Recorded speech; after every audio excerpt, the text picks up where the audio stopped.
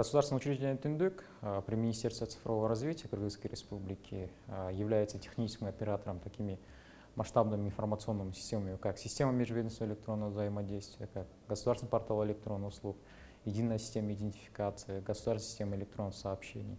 Такие масштабные информационные системы входят в закон об электронном управлении, который составляет экосистему информационных систем электронного правительства Кыргызской Республики. Если остановиться по системе межведомственного электронного взаимодействия «Түндүк», данная система является тем краеугольным камнем, который обеспечивает цифровизацию, который является фундаментом цифровизации государства, который помогает обмениваться данными между государственными органами, также частными коммерческими организациями. На сегодняшний день в системе электронного взаимодействия «Түндүк» зарегистрировано 159 государственных органов и коммерческих организаций, которые обмениваются по модели B2C, G2G, G2C, B2B.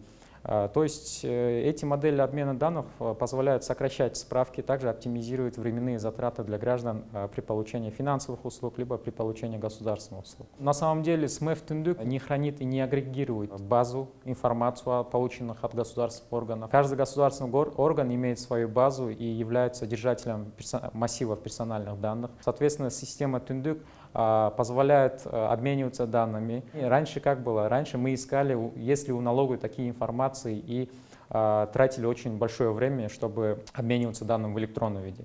На сегодняшний день у системы «Түндүк» разработан каталог по адресу catalog.tundyk.id. По данному адресу любой из бизнесов, либо любых из государственных органов могут зайти на этот каталог и узнать, есть ли у данного государственного органа, либо у бизнеса те данные, которые нужны, например, бизнесу для обработки своих процессов. На сегодняшний день государственный портал электронных услуг реализован в полном размере, работает в штатном режиме, и также граждане могут войти в данный госпортал и получить в электронном формате государственные услуги.